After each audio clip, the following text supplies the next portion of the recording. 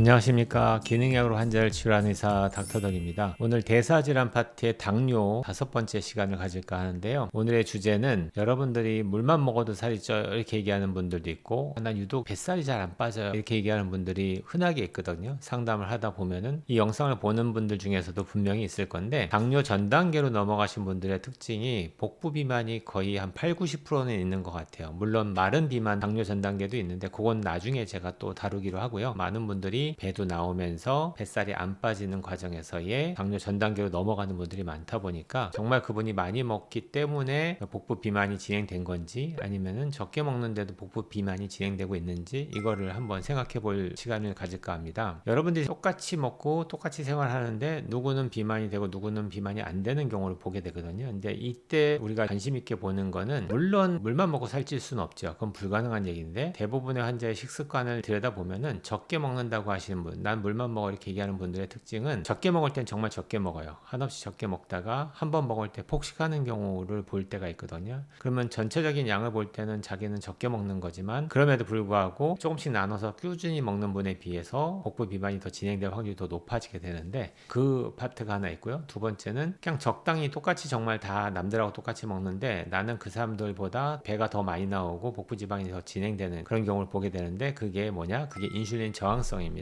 그래서 여러분들이 병원에 오시면은 기능약병원 외에도 일반적인 병원에서도 그 검사를 하게 되는데, 인슐린에 저항이 있는지 없는지를 보는 검사가 있어요. 항목까지 여러분이 알 것까지는 없는데, 그 두 가지 검사를 통해서 여러분이 몸이 지금 인슐린에 대해서 저항을 하고 있느냐, 이거를 확인하는 거예요. 잘 이해가 안 되시는 분들을 위해서 좀 설명을 드리면은, 인슐린이라는 거는 뭐냐면 췌장에서 분비하는 호르몬인데요. 얘가 하는 일은, 여러분이 먹었던 음식이 내 몸에 피를 타고 들어오게 되면은 그 혈액 속에 돌고 있는 당을 조직 내로 집어넣어주는 호르몬이다 이렇게 이해하시면 쉬워요. 근데 인슐린 저항성이다 이렇게 얘기하는 거는, 인슐린을 저항한다는 얘기니까 그 기능이 떨어지고 있다 이렇게 이해하시면 아주 쉬운 얘기죠. 남들은 먹었을 때 혈당이 올라가면은 당을 조직 내로 빨리빨리 집어넣어 줘서 혈액에 있는 당의 양을 어떤 적정 레벨을 유지하기 위한 노력이 꾸준하게 이루어지기 때문에 혈당이 올라가지 않는 데 비해서, 이 저항성이 있는 분들은 혈당이 올라갈 수밖에 없죠. 그래서 첫 번째는 당화의 속도가 올라갈 수밖에 없고요. 두 번째는 당뇨까지 오지 않았지만 그 혈당을 조직 내에 못 집어넣어 줌으로 인해 생기는 문제가 생기는 거예요. 쉽게 설명드리면은, 여러분은 밥을 먹고 살지만 세포는 굶고 있다 이렇게 설명하면 이해가 좀 살짝 쉽게 되겠죠. 그러면은 실제로는 세포가 먹고 살아야 되는 문제지, 내가 밥을 먹었다고 그 모든 문제가 해결되는 건 아니기 때문에, 결국에는 인슐린 저항성을 해결하셔야 되는데, 그걸 해결하는 방법을 오늘 좀 말씀드릴까 합니다. 첫 번째는, 이런 더운 철에는 에이드부터 시작해서 과일에 관련된 여러 가지 음료를 만드는데, 실제 생과일 주스라고 해서 과일만 집어넣는 경우도 있지만, 그렇게 해서는 단맛이 잘 없다 보니까 카페 자체 내에서 단맛을 추가하는 경우가 상당히 많습니다. 그러니까 한번 꼭 물어보셔야 돼요. 진짜 과일만 갈았습니까? 아니면 여기다가 단맛을 추가했습니까? 물어보시면은 웬만한 카페에서는 추가하는 경우가 많습니다. 그래서 제가 말했던 하이프룩토스 콘 시럽이 들어가 있는 경우에는 얘가 당 조절에 영향을 줘서 인슐린 저항성을 증가시키는 역할을 합니다. 그 다음에는 항상 얘기하는 정제탄수화물을 많이 먹는 경우도 인슐린 저항성이 증가합니다. 대표적으로 여러분이 먹는 밥인데, 비교하자면 흰쌀밥이 복합탄수화물을 다 긁어내고 속에 있는 알맹이만 남긴 상태이기 때문에 얘를 정제탄수화물이라고 부르거든요. 그러니까 대부분 다 흰쌀밥을 먹으니까 정제탄수화물에선 자유로울 수 없죠. 그걸 좀 완화하기 위해서 여러분한테 권하는 게, 밥을 먹을 때 밥보다는 반찬을 먼저 먹고 밥을 순서를 바꾸는 방법이 가장 그나마 현실적인 방법입니다. 그래서 그걸 통해서 혈당이 빨리 올라가지 않게 노력해 주는 것도 인슐린 저항성을 좀 낮추는 방법이 되고요. 그 다음에는 단백질 섭취인데, 아무래도 단백질과 지방질을 섭취를 잘 하심으로 인해서 탄수화물 섭취가 되는 그 속도를 조절하기 때문에 인슐린의 저항을 좀 억제해 주는 효과를 우리가 얻을 수 있습니다. 그 다음에는 우리가 권하는 지방은 처음 들어보실 수도 있는데, 식물성 지방보다는 동물성 지방 쪽을 기능약자는 선호하는 편인데요. 그 중에서도 돼지 기름인 라드를 주로 추천합니다. 그래서 볶음 요리라든지 기름이 필요한 요리에 식물성 기름보다는 동물성 기름 쪽을 저는 권하게 되고요. 식물성 기름을 구할 때는 참기름이나 들기름이나 이 모든 것들을 냉온 압착으로 해서 저온에서 추출한 기름이면은 그나마 좀 산패도가 느리기 때문에 좀 오래 드실 수 있지만, 여러분이 흔하게 볶아서 만들어내는 기름들은 산패도가 빨라요. 그래서 한 달은 너무 길고요. 무조건 2주 이내에 다 드시는 거를 권하게 되는데, 여러분들 냉장고나 장롱에 들여다보면은 몇 달 된 참기름, 몇 달 된 들기름이 분명히 있을 건데요. 그런 기름들은 산패가 오래되기 때문에 오히려 인슐린 저항성을 더 악화시킬 수 있습니다. 그 다음에는 제가 직접 경험한 건데, 여러분이 생활하시면서 폭로될 수 있는 아주 흔한 환경 호르몬이 호르몬이 여러분의 내분비를 교란시킨다는 얘기를 예전에 제가 한 적이 있을 건데요. 이게 되게 큰 영향을 줍니다. 그러니까 똑같이 먹고 똑같이 생활하는데 남들보다 살이 많이 찔 때는 꼭 체크해 봐야 될 게, 내가 생활하면서 머리 감거나 씻고 나서 바르는 그 모든 화장품류, 바디와시지의 종류들이 그 안에 있는 보존제라고 얘기하는 방부제 계통이라든지 또는 이런 것들이 내 몸에 폭로됐을 때 내 몸의 그 대사를 일으키는 그 모든 것들을 인터럽을 하기 때문에 결국에는 대사가 잘 안 돌아가니까 에너지를 제대로 못 쓰고 대사가 안 돌아가면 그걸 다 저장을 해야 되잖아요. 결국에는 그 저장하는 과정에서 간의 지방으로도 저장이 되고 그 외에는 인슐린의 저항성을 일으켜가지고, 저도 경험했던 거는 그걸 하고 나서는 체중이 1, 2kg가 쉽게 불더라고요. 너무나 쉽게. 그래서 그걸 해결하고 났더니 정상 체중으로 돌아오는 그런 경험을 한 적이 있는데, 그래서 분명하게 아셔야 될 거는, 나는 이상하게 관리를 잘하고 운동도 하고 식단 관리를 잘했는데 체중 조절이 잘 안 된다, 이럴 때는 꼭 확인하셔야 될 게 환경 호르몬이다. 이거 기억하시고요. 기능의학병원 찾아가셔서 환경 호르몬 검사해 주세요 하면은 아주 쉽게 소변을 통해서 여러분이 노출되고 있는 환경 호르몬의 레벨을 측정할 수 있습니다. 오늘 말씀드린 내용은 흔하게 물만 먹어도 살이 찐다고 얘기하거나 나는 식단 관리하고 운동을 잘하는데도 살이 잘 조절이 안 된다, 이런 분들한테 제가 조언드리는 인슐린 저항성을 해결하는 방법과 그 다음에 그것의 원인이 되는 환경 호르몬을 조절하는 것에 대한 말씀을 드렸고요. 이걸 가지고서 여러분이 당뇨가 오지 않기 위한 노력을 하는데 좀 도움이 됐으면 좋겠습니다. 오늘 여기까지 말씀드리겠습니다. 온 국민이 건강해지는 그날까지 닥터덕은 여러분과 함께합니다.